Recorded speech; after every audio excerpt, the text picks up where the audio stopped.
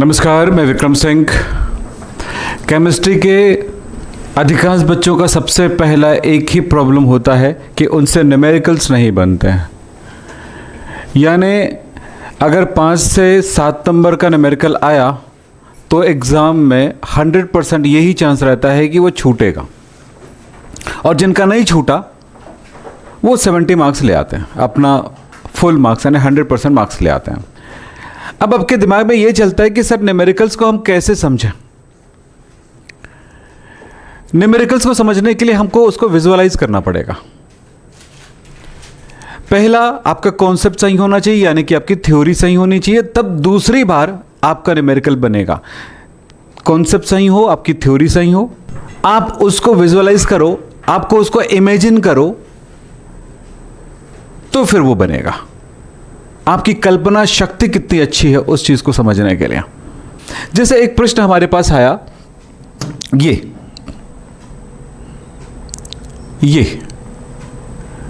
3 प्रश्न मेरे पास है। लिखा है 100 ml विलयन में 5 ग्राम शक्कर घुला है, उस विलयन की मोलरता ज्ञात कीजिए। इमेजिन करो वो क्या कह रहा है। दूसरे क्वेश्चन में बाद में जाना, चलो पहले ही क्वेश्चन में चलते हैं। क्या कह रहा है? 100 ml विलयन में 5 ग्राम शक्कर घुला है। 100 ml विलयन है, 5 ग्राम उसमें शक्कर घुला है, यानी विलयन का कुल आयतन 100 ml है और उसमें 5 ग्राम शक्कर घुला है। 100 ml, 200 ml और 300 ml शक्कर का विलयन हमारे द्वारा बनाए गए विलयन की मोलरता, मोललता और द्रव्यमान प्रतिशत अपनी क्लास में कैलकुलेशन करेंगे। यह है शक्कर, तौलने के लिए बैलेंस, और 3 फ्लास्क में अलग अलग 100 ml, 200 ml और 300 ml पानी। चलिए सॉल्यूशन बनाते हैं। ये 5 ग्राम शक्कर मैंने पहले फ्लास्क में डाला, ये दूसरा 5 ग्राम है, इसको भी डाल रहा हूं। इसी प्रकार सभी फ्लास्क में 5-5 ग्राम शक्कर मिलाया, और इसे भी मैं डाल देता हूं ये 300 ml पानी में। उन्हें अच्छे से शेक कर शक्कर का विलयन बना लेते हैं। इस प्रकार 3 विलयन हमें प्राप्त हो जाती है। ये होता है न्यूमेरिकल का क्वेश्चन जो मैंने दिया है, वो आंसर नहीं है। आंसर हम कैलकुलेट करेंगे अब, ठीक है। तो अब आपके पास आ गया क्वेश्चंस। प्रश्न हमारे पास 3 थे, हमने 3 प्रश्न बनाए वहां पे। वो प्रैक्टिकल में बना था प्रश्न। उत्तर यह है कि 3 सॉल्यूशन मेरे पास है, और तीनों सॉल्यूशन का क्या मोलैरिटी है, क्या मोलैरिटी है, और क्या मास परसेंटेज यानी कि वेट परसेंटेज है। ठीक, अब शुरू करते हैं इस प्रश्न से कैलकुलेशन। चलिए, पहला प्रश्न हमारे पास आता है ये। हम इस प्रश्न को हल करते हैं। पहले न्यूमेरिकल कैसे सॉल्व करना है, इसमें क्या बात है। जब हम प्रश्न पढ़ते हैं ना, 100 ml विलयन में 5 ग्राम शक्कर घुला है, तो हमने वो चीज इमेजिन किया कि एक विलयन है जो 100 ml का है।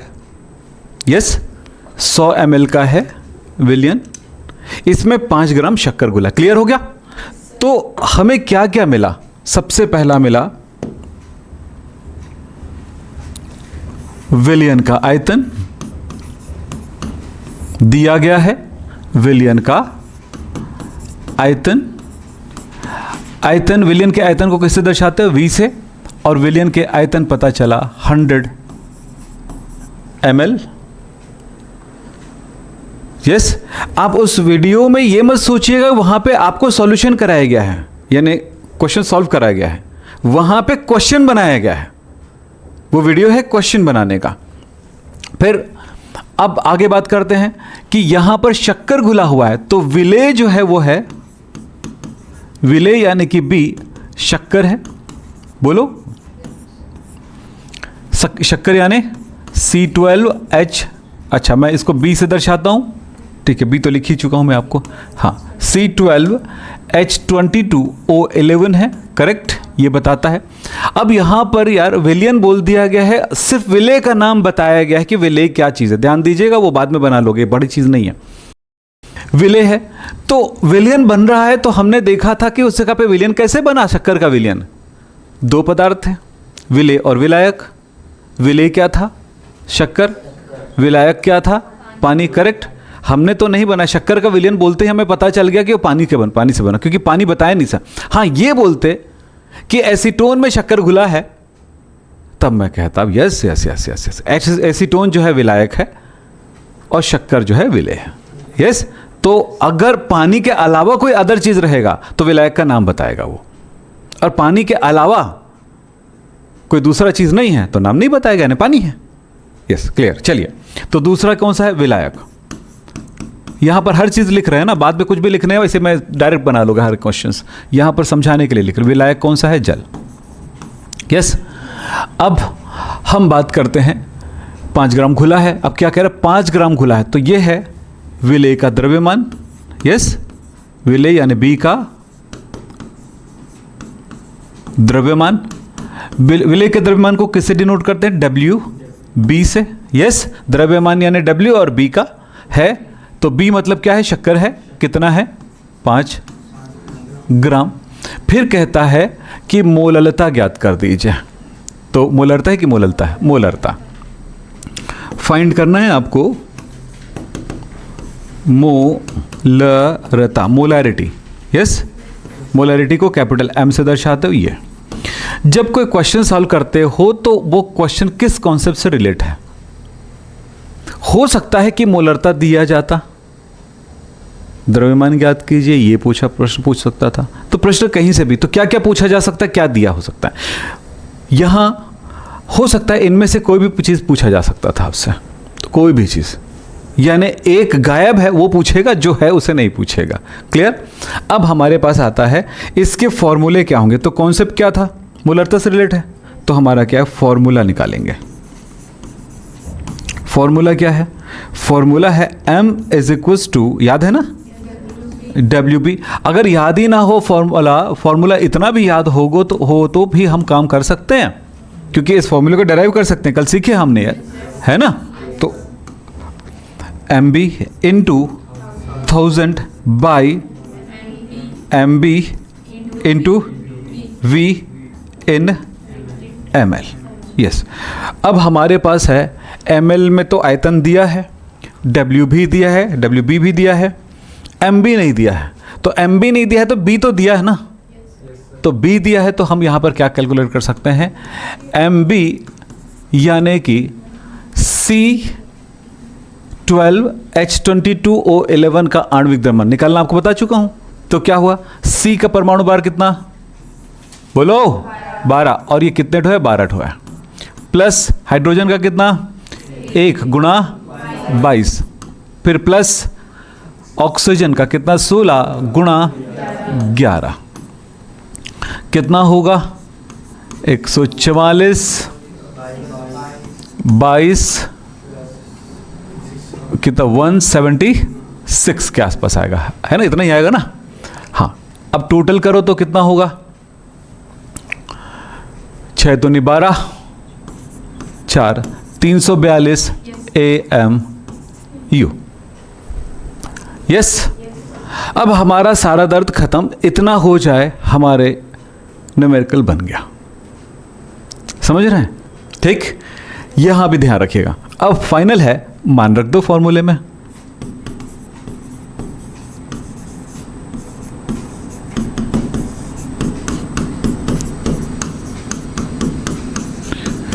तो मान रखो M is equals to WB कितना है? 5 ग्राम।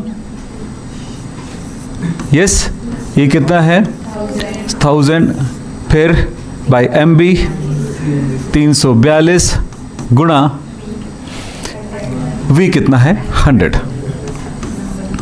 ये लीजिए, ये तो वैसे ही कट गया दोनों।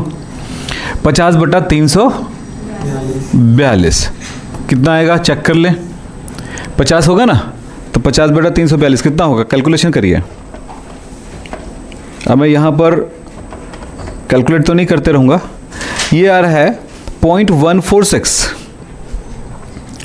0.146 मोलारिटी, या इसकी यूनिट को ये भी लिख सकते हैं 0.146 मोल पर लीटर। यस, ये होगा करेक्ट। तो बच्चों ये ध्यान रखो कि कोई भी न्यूमेरिकल अपने आप में कठिन नहीं होता है। हमारा सबसे पहला काम है, हम उस विज्ञान को जानते हैं यदि, तो न्यूमेरिकल कठिन नहीं है। तो विज्ञान कल था, ठीक। क्वेश्चन क्या है, हमने वीडियो में भी बना के दिखा दिया आपको। अब घर में किसी भी विलियन, जो मैं बनाया था ना उस टाइम विलियन, उसकी मोलरता आपको क्लियर हो चुका है। इसमें बनाया था, उसकी मोलरता कितनी है, तो मैं इसमें टैग लगा सकता हूँ 0.146 मोलार कॉन्सेंट्रेशन इसका।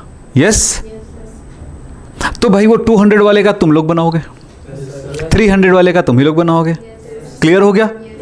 हाँ, पर वो वहां पर वो क्वेश्चन है ना कि वो आंसर है किसी चीज़ का। यानी वो हम कुछ बना के दिखा, वो क्या तुम लोग भी बना लोगे, पर जब किसी चीज़ को तौल के बनाते हैं तो फाइनली अलग अलग कॉन्सेंट्रेशन में ढाल सकते हैं। अब मैं अगला कॉन्सेंट्रेशन के लिए बात करता हूँ। 100 ग्राम जल में मैंने 5 ग्राम शक्कर घोला है, ठीक। 100 ग्राम जल में 5 ग्राम शक्कर घोला है, तब की कंडीशन में ये कैसे होगा? फिर वही बात होगी, बोलो। तो अब फटाफट करते हैं काम, सॉल्व करें। क्या गिवन क्या है? गिवन है 100 ग्राम जल, यहां पर ए है आपके पास पानी, बी है आपके पास C12H22O11। मोलालिटी ज्ञात करना है तो आपको क्या बोलते हैं, आणविक द्रव्यमान पता होना चाहिए। तो मॉलिक्यूलर मास क्या होगा? Mb इज इक्वल टू 342, हमने कैलकुलेट कर लिया थोड़ी देर पहले। यस, अब थोड़ा फास्ट हो गया ना भाई, अब वहाँ पे लटके थोड़े रहोगे। अब Mb हो गया, फिर हमको क्या चीज़ दिया, क्या क्या दिया है?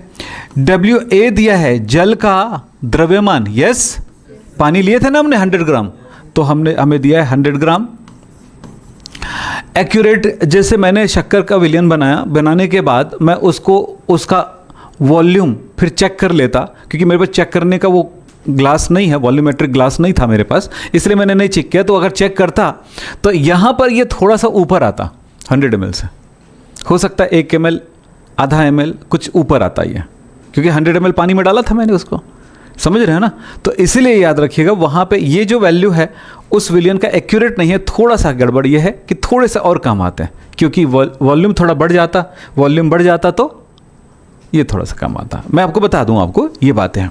तो हो सकता है कि उस जगह पर उसका वॉल्यूम दोबारा नापने पर शक्कर मिलाने के बाद उसका 1 ml या आधा ml बढ़ जाता। वैसे तो 5 ग्राम डाले हैं तो हमको 5 ml बढ़ना चाहिए, लेकिन नहीं, ऐसा नहीं होता, क्योंकि पानी में जो गैप होता है ना उसके मॉलिक्यूल्स के बीच में, उसमें समाहित हो जाती कुछ मॉलिक्यूल्स इसके, ठीक। इसलिए तो हो सकता है 2-3 ml, 1 ml से 2-3 ml बढ़ जाए। अब वो जब नापेंगे तो पता चलेगा, ये भी एक खेल है, ठीक है। फिलहाल देखते हैं इसमें क्या आएगा।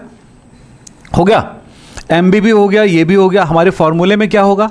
मोललता का क्या होता है? अब मैं डायरेक्ट बना रहा हूँ ना, एकदम फॉर्मेट ये रखना बेटा एग्जाम में, सॉल्यूशन का अपनी कॉपी में भी यही फॉर्मेट रखना, लेकिन मैं अब सॉल्यूशन फटाफट करूँगा। अब तो समझ में आ चुका होगा। तो इसका फॉर्मूला क्या है बोलो? WB into 1000 by MB into WA इन ग्राम, ग्राम में ही था। यस, अब मेरे पास MB हो गया, अच्छा WB भी दिया है 5 ग्राम, इसमें शक्कर घुला है। यस, मैं सारे वैल्यू रख देता हूँ, तो क्या होगा? 5 into 1000 by 342 into 100, same value. क्या था वैल्यू हमारे पास? ये था, कितना था? 146, 0.146 मोलल। 0.146 क्या होगा?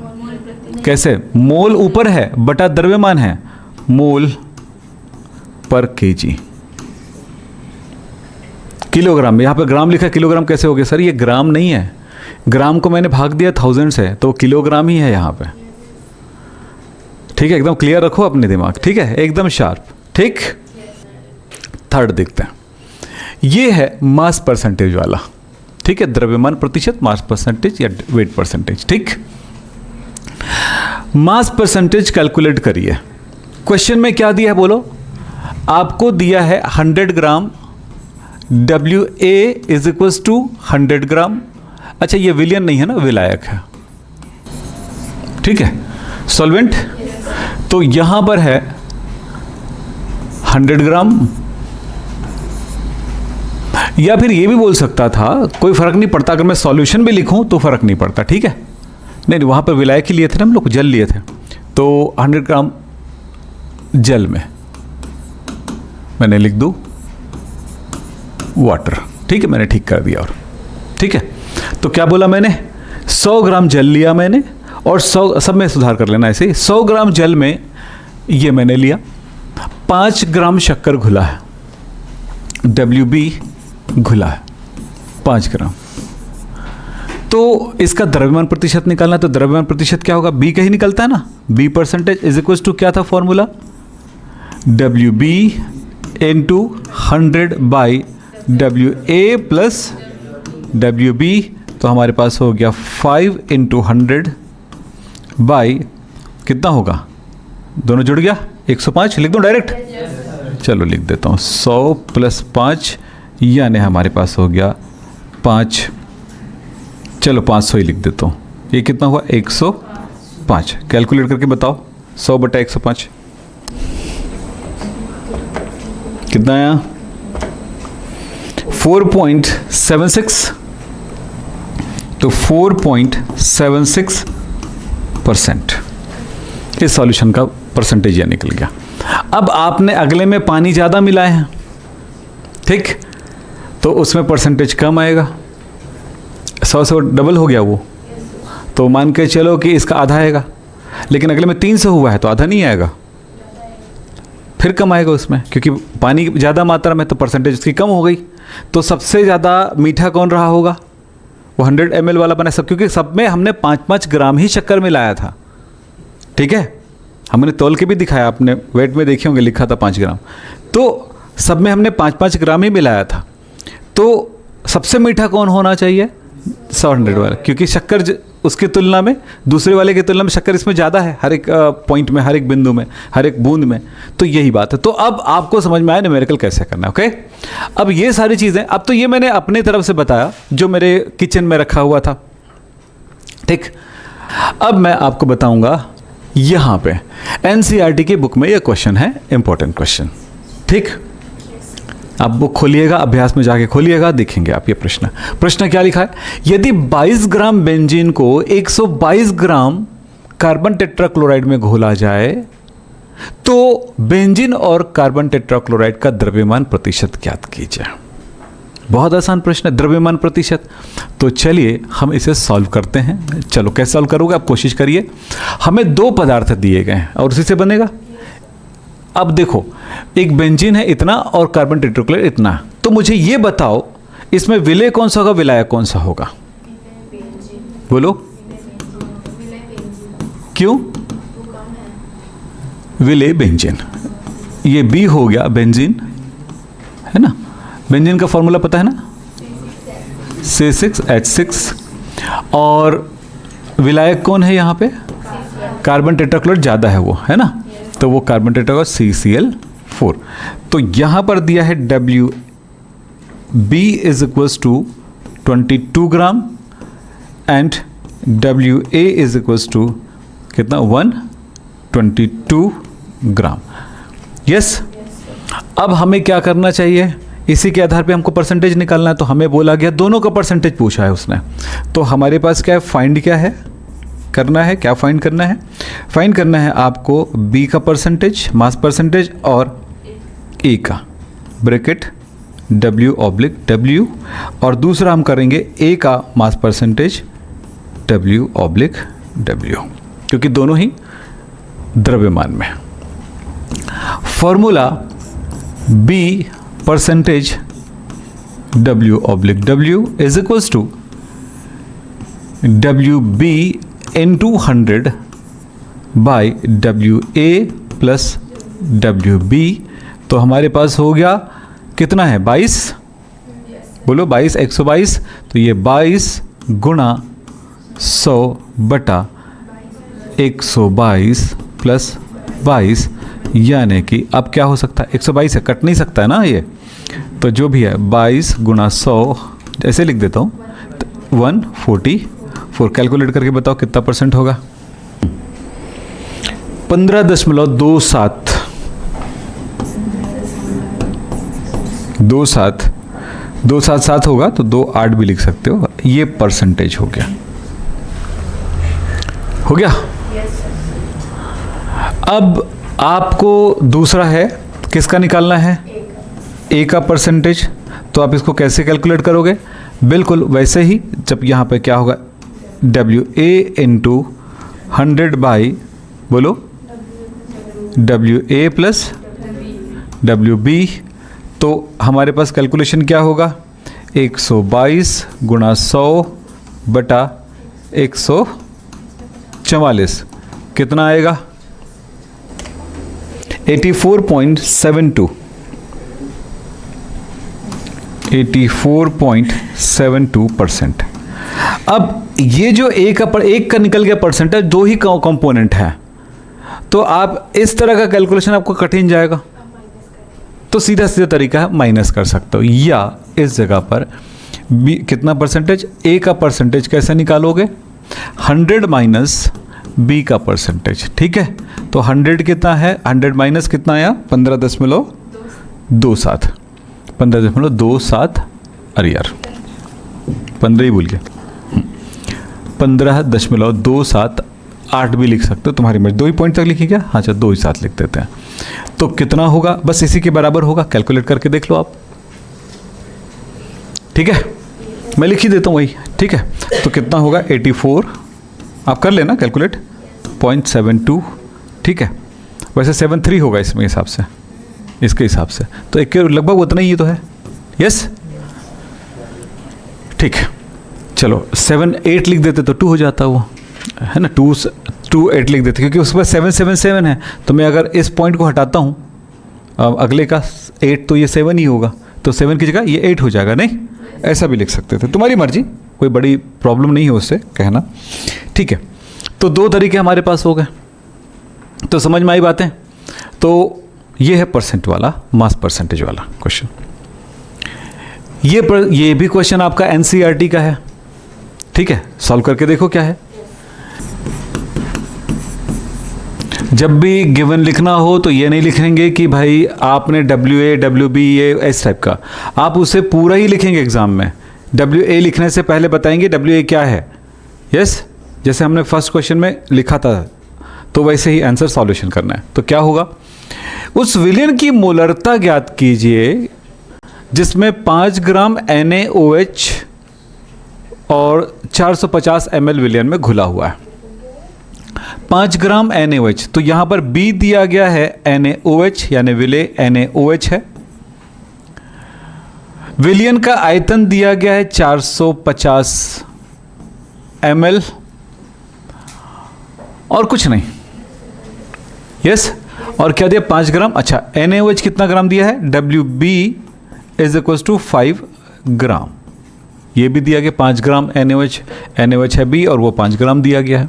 तो हमें मोलरता के लिए ज़रूरत पड़ेगी MB की, तो हम MB कैलकुलेट कर सकते हैं। NaOH के लिए क्या होगा, 40, 23 + 16 + 1 is equal to 40 AMU। Find करना है मोलैरिटी, फॉर्मूला है M is equals to WB, क्या WB into 1000 by MB into V। अब ये ml में है, ज़रूर लिखें इन ml। अगर यहाँ पर लीटर में होता तो हम लीटर में रखते, तो लीटर में रख सकते थे, या ml में उसको कन्वर्ट करके भी इस फॉर्मूले में डाल सकते थे, एक ही मतलब होता। 5 गुणा 1000 बाई 40 इंटू 450, 50। ये तो वैसे भी शून्य कट गया, ठीक है। अब ये इसे भी काट देते हैं, चलिए। 5 एकम 5, 5 निया 45, ठीक है। दूनी पंचे, ठीक है ना, यही तो है। तो 5/18.277 है ना, ऐसा हुआ। तो जब 77 आएगा तो हम मोलैरिटी लिख सकते हैं, करेक्ट। या फिर हम इस इकाई का यूज़ भी कर सकते हैं, क्या, मोल पर लीटर। मोल बटा आयतन, ये फॉर्मूला देखो, WB/MB यानी कि NB हो गया, तो NB/V है, तो मोल बटा आयतन है। कभी भी कोई भी यूनिट बनाना है आपको आना चाहिए। फिजिक्स में 11th में पहले चैप्टर में आप पढ़े थे विमी सूत्र, या क्या विमाएँ निकालना, यस, डायमेंशंस, वही डायमेंशन मतलब यूनिट निकालना। चलो ठीक है। न्यूमेरिकल का सबसे बड़ा प्रॉब्लम यह है कि यूनिट्स पे हम ध्यान नहीं देते हैं, कांस्टेंट वैल्यू हमें याद नहीं रहती है, इसीलिए हम फंसते हैं। अगला प्रश्न भी आपके बुक में लिखा हुआ, बनाओ, सॉल्व करो।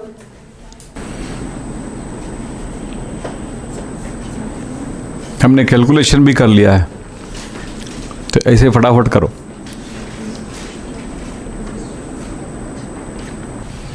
आपके पास दो चीजें हैं।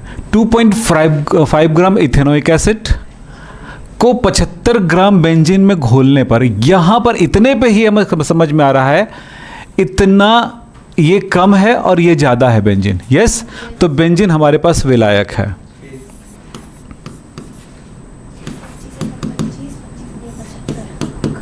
जब तक आपको विजुअलाइज नहीं होगा, मैंने घोला बेंजीन में, ज़्यादा है ना ये, हमने शक्कर थोड़ा सा लिया, पानी ज़्यादा लिए थे, याद है, तब हम कहेंगे इसमें घोल रहे हैं। अगर मैंने शक्कर ज़्यादा ले लेता और पानी कम लेता, तो जिसको आदमी उठा सकता है उसको पहले रख देता, उठा लेता है, रखता है ना, और जिसको नहीं उठा सकता उसको पहले रख देता है, सही है ना। तो जो रखा है ना पहले ज़्यादा मात्रा में, उस पर हम मिला रहे हैं। तो चलिए, यहाँ पर क्या है भाई, यहाँ पर है ए है बेंजीन, क्योंकि ज़्यादा मात्रा में, यस, हाँ। और कितना, क्या लिखे, acetic acid, ethanoic acid acetic acid है, बी है एसिटिक एसिड, CH3COOH। तब WA है हमारे पास 75 ग्राम और WB है हमारे पास 2.5 ग्राम, यस। फिर बोलता है कि इसमें मोललता ज्ञात करना है।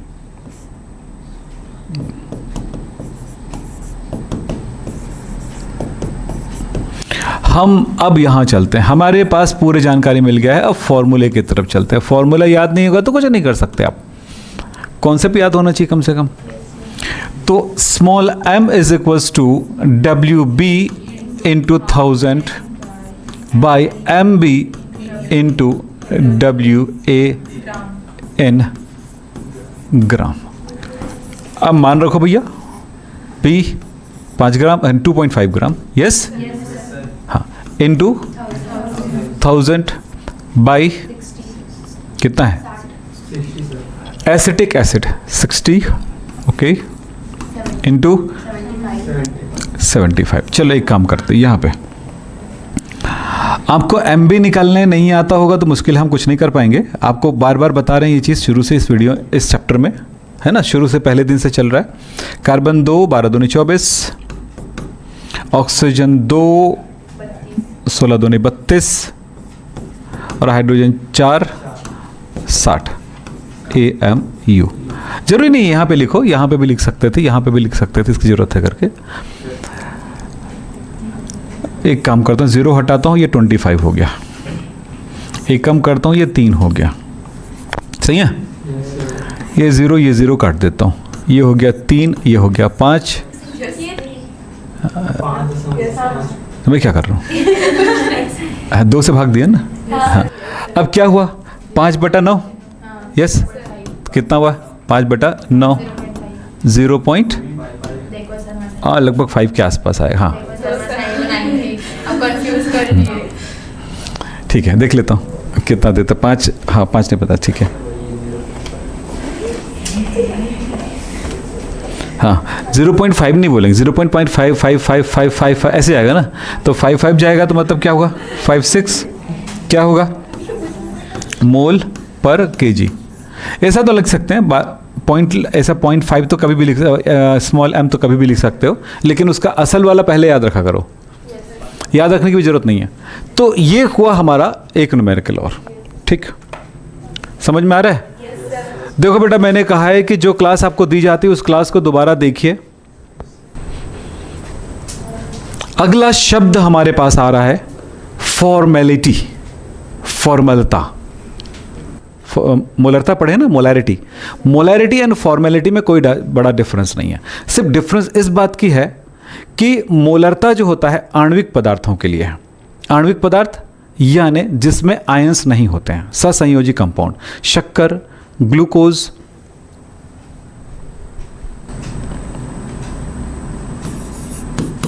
शक्कर, C12, H22O11 आणविक पदार्थ है, glucose C6H12O6, urea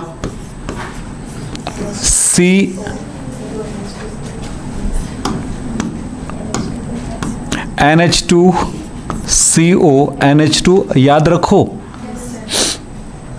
ethyl alcohol,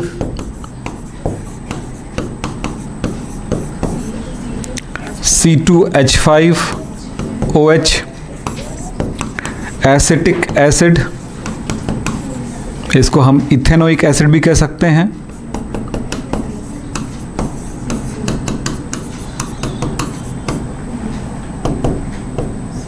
CH3COOH,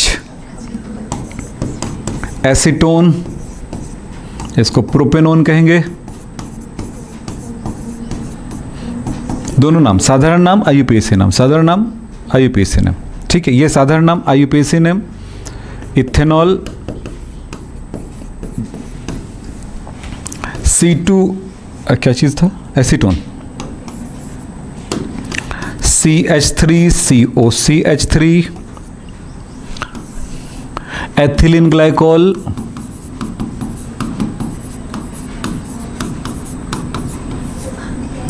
CH2OH,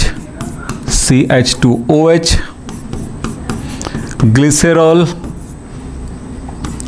CH2OH, CH2OH, ये सब आणविक पदार्थ, यहाँ पर कोई आयंस नहीं है, ठीक है। याद रखना पड़ेगा, बहुत सारी और भी चीज़ें बता दूंगा जब जरूरत पड़ेगी। तो विलियन में ये सारे नाम आएंगे एग्जाम्स में, समझ रहे हो? जब विलियन पढ़ोगे तो आपको इसमें से कोई भी नाम पूछा जा सकता है। Oxalic acid, oxalic acid, COOH, ये अनहाइड्रेटेड है और हाइड्रेटेड में होता है 2 वाटर मॉलिक्यूल। दोनों टाइप का मिलेगा आपको, कभी हाइड्रेटेड में मिलेगा और बिना हाइड्रेटेड में मिलेगा। तो ये सभी क्या चीज़ है, आणविक यौगिक। और ये आणविक यौगिकों के लिए हम मोलरता ज्ञात करते हैं। ये आणविक यौगिक है, मॉलिक्यूलर कंपाउंड।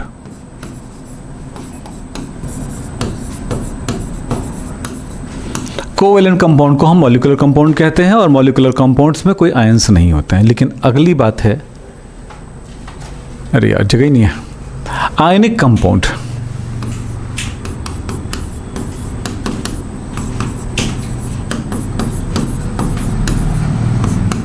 NaCl टूटेगा Na प्लस, Cl माइनस में, CaCl2 टूटेगा Ca2 plus, 2 times Cl minus में, H2SO4 टूटेगा H plus 2 times plus SO4 minus 2। ऐसे तो ऐसे पदार्थ जिसमें आयंस बनते हैं उनको आणविक यौगिक कहते हैं, आयनिक कंपाउंड कहते हैं। तो हमारा जो फॉर्मलता है, देखो ये इस तरह के पदार्थों की जब हम नॉर्मल कैलकुलेशन करते हैं मोलरिटी निकालते हैं, जबकि ऐसे पदार्थों की हम फॉर्मेलिटी निकालते हैं। ध्यान से सुना करिए, कन्फ्यूजन में मत रहा करो बेटा ना। कोई प्रॉब्लम गलत होता तो मैं उसमें से निकाल देता, रिकॉर्ड आपको देता ही नहीं है ना, अच्छा है तभी दिया हूँ, ठीक है। चलिए ठीक है, तो आपको यहां पर मैं पढ़ा रहा हूं फॉर्मेलिटी, फॉर्मलता। मोलरता और फॉर्मलता में एक ही डिफरेंस है कि मोलरता जो होती है वो आणविक के लिए होता है और ये फॉर्मलता जो होता है आयनिक के लिए होता है। तो दोनों में क्या अंतर है? दोनों में कोई अंतर नहीं, दोनों में सब चीज़ें सेम है। बस याद रखना, लिखा है 1 लीटर विलयन में उपस्थित आयनिक विलेय का ग्राम सूत्र द्रव्यमान। हम जिसको मोल कहते हैं आणविक के लिए, यहां पर उसको ग्राम सूत्र द्रव्यमान कहते हैं। बस इतना ही फर्क है। इसलिए फॉर्मलता इज इक्वल्स टू विलेय का ग्राम सूत्र द्रव्यमान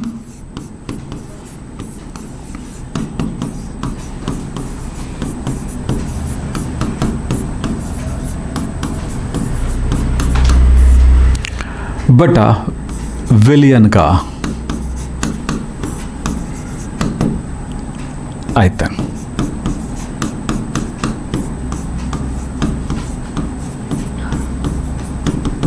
लिखा है ना 1 लीटर में, 1 लीटर मतलब 1 हो गया और ये लीटर में आयतन।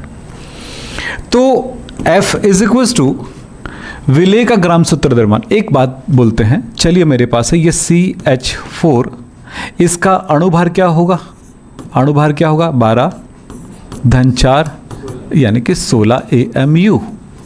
यस, मैं कहता हूं कि NaCl। अब यहां पर हमने लिखा सोडियम का 23, इसका होता है 35.5। यस, तो हो जाएगा 58.5। यस, अब मैंने इसको भी क्या कहा?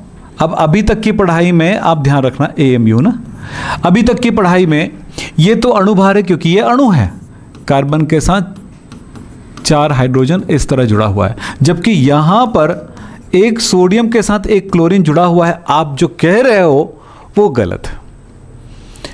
अनुपात 1:1 में, यानी कि अगर 10 मेरे पास सोडियम है तो 10 क्लोरीन भी उसके पास है।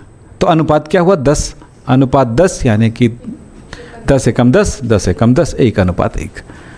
आयनिक कंपाउंड में ये चीज आपके इतनी जल्दी समझ में इसलिए नहीं आएगा कि आपके कोर्स से सॉलिड स्टेट निकल चुका है, ठोस अवस्था निकल चुका है। हम सोचते हैं जब कोर्स छोटा हो जाता है, सोचते हैं हमारे मार्क्स अच्छे आएंगे जब कम पार्ट रहता है। तो हाँ ठीक है, मार्क्स अच्छे आते हैं, नॉलेज इतना घट जाता है ना कि दूसरे पार्ट को पढ़ाते समय भी हमें एक बार सोचना पड़ता है कि बच्चों को कैसे पढ़ाएं। वो चीज़ वहाँ पे सीखने को मिलता है आपको सॉलिड स्टेट में, जो कि यहाँ पर फिलहाल आपको बताता हूँ मैं आपको। ये आयंस होते हैं, तो Na+ आयन को Cl- Cl- Cl- Cl- ने 4 दिशाओं से एक तरफ घेरा हुआ है, ऊपर से एक और नीचे से, यानी कि टोटल 6 से घिरा हुआ है। सोडियम आयन किससे घिरा हुआ है? नमक में हर एक सोडियम आयन 6 क्लोराइड आयन से घुला है। क्लोरीन नहीं, क्लोराइड। क्लोरीन Cl है, क्लोराइड Cl- है, IDE लग जाता है। अब एक Cl- को फिर से वैसे ही 6 सोडियम आयन ने घेरा है। अब बोले हमको तो 4 दिख रहा है सर। आपको प्लेन में 4 दिख रहा है, ऊपर और नीचे को कौन दिखाएगा? दिखा सकता हूं तो दिखा देता, मैं तो दिखा नहीं सकता यहां पे। ठीक, तो हर एक सोडियम आयन को 6 क्लोराइड आयन घेरा होता है उसके क्रिस्टल में, और 6 क्लोराइड आयन को, हर एक क्लोराइड आयन को 6 सोडियम आयन घेरा होता है। इसी तरह से पूरा जंजाल बन जाता है, यानी जाल बन जाता है। इसको लेटिस कहते हैं, इसलिए जाल है ना। क्रिस्टल जालक कहते हैं हिंदी में, और इंग्लिश में क्रिस्टल लेटिस कहते हैं।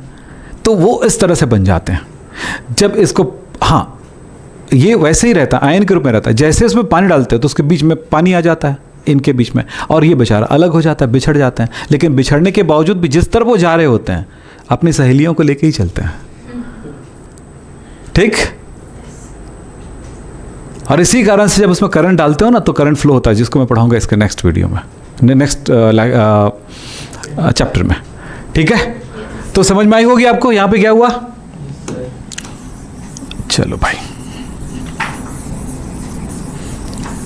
तो हम यहां पर ये नहीं कह रहे हैं कि एक Na के साथ एक Cl जुड़ा हुआ होता ही नहीं है, इसीलिए हम यहां पर अनुपातिक में लेते हैं, और अनुपात में लेने के बावजूद हम इसके वैल्यू को अणुभार नहीं कहते हैं। इसको कहते हैं सूत्रभार। इसकी जगह पे हम इसको कहेंगे NaCl का सूत्रभार, क्योंकि सूत्र में हम क्या लिख रहे हैं, NaCl लिख रहे हैं। इस जगह पे वीडियो को दोबारा खोल के देखना, मैंने क्या क्या कहा 2-3 बार रिवाइंड करना, क्योंकि दिमाग में एक बार में नहीं बैठेगा। ठीक है, अब चलिए ये हो गया सूत्रभार। तो आयनिक पदार्थ में क्या होता है, सूत्रभार। अब हमने शब्द लिखा है ग्राम सूत्रभार, मतलब द्रव्यमान बटा सूत्रभार। द्रव्यमान, यहां पे मैं ये अणुभार को जैसा लिखो नेम भी, इस सूत्रभार है ना, तो इसको हम कहेंगे ग्राम सूत्रभार। तो हो गया। तब इस फॉर्मूले को मैं यहां पर क्या लिखूंगा, ग्राम सूत्रभार यानी कि WB/MB बटा V इन लीटर। तो WB/MB into V yes in litre को ml में कर देता हूं, क्योंकि हम ऐसे ही करते आ रहे हैं। तो यहां पर हो जाएगा 1000। तो बताओ मोलरता और मोललता में क्या फर्क हुआ। मैंने सूत्रभार को भी m से ही दर्शाया है, इसलिए कि हमने दूसरे में दर्शाते हैं, इसलिए क्योंकि कंफ्यूजन होगा। आपकी बुक में ये तो लिखा ही नहीं होगा बेटा, इतना ही लिखा होगा। दुनिया का कोई भी बुक उठा लो, कोई भी, फिर कैलकुलेशन बोलेंगे फॉर्मूला निकाल, तो फिर बकाओगे। बिल्कुल वैसे ही निकालना जैसे आप निकाले थे दूसरी चीज़ों का। ठीक, क्वेश्चन भी वैसे ही बनेगा। बस ये है फॉर्मूला पढ़ाना है नहीं पढ़ाना है, कई बार लोग सोचते हैं, और कई बार बुक में रहता है, कुछ में नहीं रहता है। मैं भी NCERT में भी चेक करके बता दूंगा, मुझे याद नहीं आ रहा। ठीक है, तो समझ में आई। तो इसको भी रहने दो, पड़े रहने दो, कुछ नहीं होता। ठीक, तो कोई फर्क नहीं है। बस ये है कि हम क्या कहेंगे इसको, यहाँ पर क्या क्या चीज़ है। ये MB जो यहाँ पर है अणुभार नहीं है, यहाँ पर है सूत्रभार। बाकी चीज़ें जानते हो क्या चीज़ है, यस, फॉर्मूला मास। सूत्रभार इंग्लिश में बोलेंगे फॉर्मूला मास। अब यहां पर थोड़ा सा ध्यान रखना कि जब आप लिख रहे हो तो सब कुछ वैसा ही रहेगा। मोलरता का परिभाषा 1 लीटर विलयन में उपस्थित विलय की मोलों की संख्या बोलता है। यहां पर विलय नहीं बोलोगे, आयनिक विलय बोलोगे, मोलों की संख्या नहीं लिखोगे, ग्राम सूत्रभार। फर्क, यानी पुराना जानने से नया आसान होता है, समझ रहे हो, थोड़ा थोड़ा ऐड करना पड़ता है। ठीक है, चले अगला आएगा मोल प्रभाज।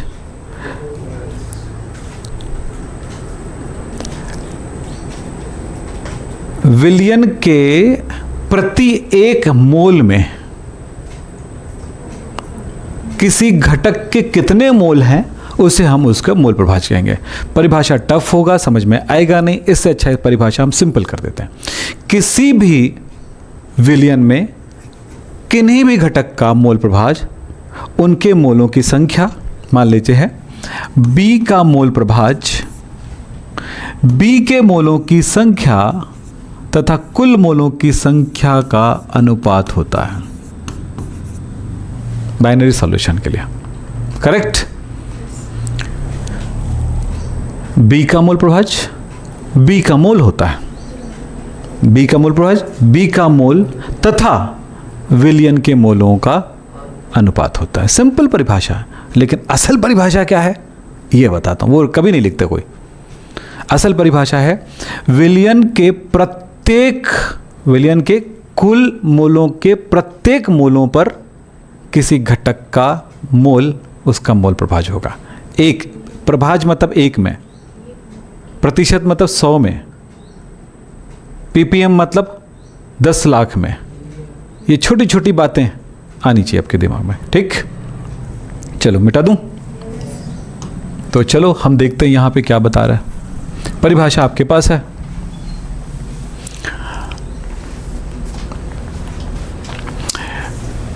विलयन में किसी घटक का मोल प्रभाज उसके मोलों की संख्या, जो मैंने कहा था परिभाषा, उसके मोलों की संख्या तथा कुल मोलों की संख्या का अनुपात होता है। यही परिभाषा आप लोग लिखेंगे, यही परिभाषा याद रहेगा, वो तो दिख रहा है फॉर्मूला में।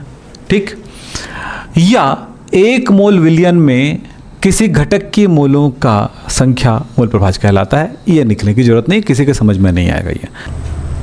चलो आगे चले। तो यहां तक समझ में आया। तो क्या बोला है, किसी घटक का मोल प्रभाज, मान लेते हैं मैंने बोला घटक B का मोल प्रभाज, मोल अंश भी बोलते हैं ना, एनसीईआरटी में मोल अंश लिखा हुआ है, मोल प्रभाज, मोल अंश लिख लेना, ये लिखा भी तो है। इसको हम कैसे दर्शाएंगे? बी का है तो इसको हम एक्स से दर्शाते हैं, यस। तो इसको क्या बी का है तो बिल का मोल प्रभाज, और बी का मोल प्रभाज क्या? इनके मोलों की संख्या, किनके? बी के, फिर बटा n A plus n B. चूंकि परसेंट में होता तो क्या होता है, यहाँ पर 100 हो जाता। अब ये 100 में नहीं है, कितने में है? 1 में है, समझ रहे हो? ये है बस, और कुछ नहीं है, ठीक है। अब एक्स ए के लिए क्या होगा? एन ए, इसका मतलब है पूरा लिख पाओगे? हाँ, तो n A plus n B, A के लिए है ना भाई, ध्यान रखना।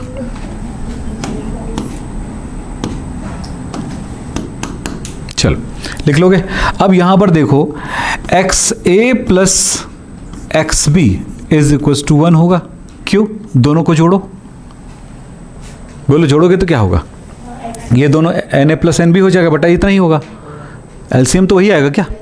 तो वो कितना होगा? बराबर बराबर हो गया, कट गया, हो गया।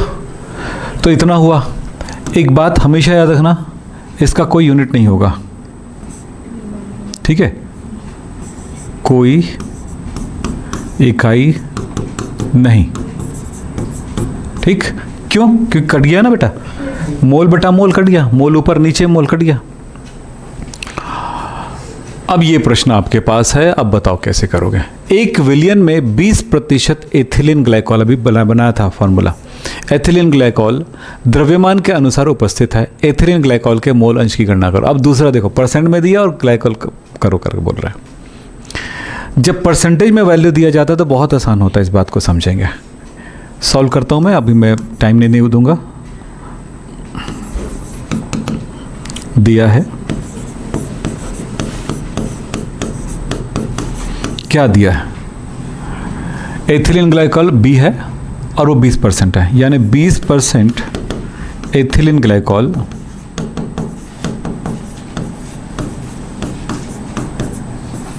सॉल्यूशन विलियन। इसका क्या मीनिंग हुआ? अर्थात पूरा डिटेलिंग कर रहा हूं, देखो। अर्थात 20% बोला, इसका मतलब है कि विलियन W A plus W B, यानी कि पूरा विलियन का द्रव्यमान है 100 ग्राम, यस, सही है।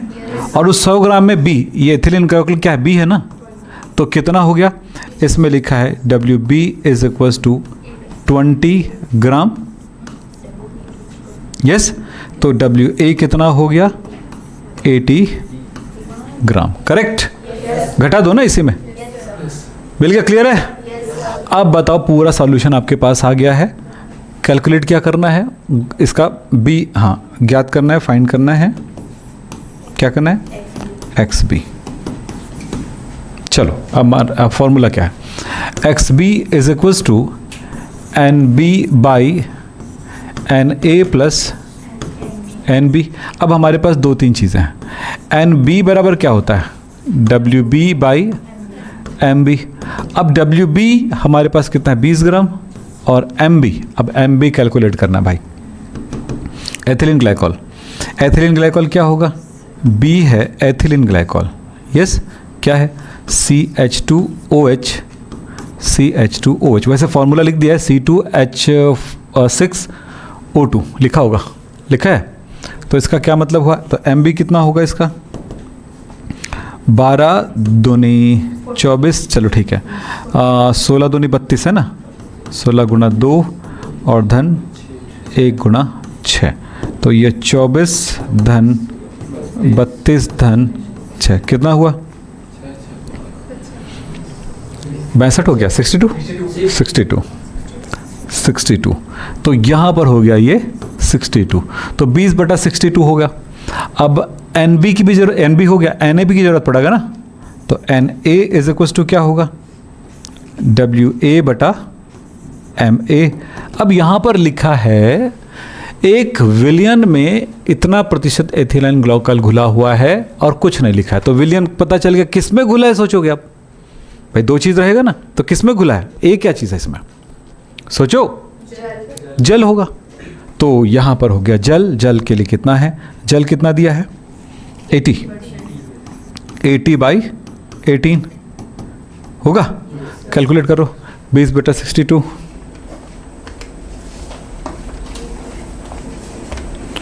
0.32 ये हो गया 0.32 और ये कितना 80/18, 80/18 कितना हो जाएगा 4.44। अब हमारे पास जगह है इधर नहीं है, बना लेता हूँ चलो।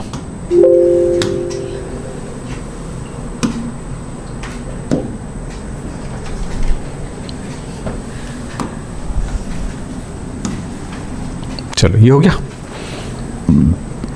फॉर्मूले में मान रख दें, यहीं पे रख दूं क्या, बोलो, पीछे जगह नहीं मैं ही बना देता हूँ, मैं रख देता हूँ, चलो क्या रख दूं, NB की वैल्यू कितनी है, NB की वैल्यू 0.32 और इसकी वैल्यू कितनी है 4.44 प्लस 0.32, बोलो कितना होगा, ये कितना हो जाएगा 0.32/4 का हो गया 6 और ये हो गया 7 है ना, हाँ, तो वैल्यू कितना आएगा, यहीं पे लिख दे रहा हूँ ना, आप नीचे करिएगा, मैं यहीं पे लिख दे रहा हूँ, तो कितना होगा 0.32 बाई कितना है 4.76, 0.067,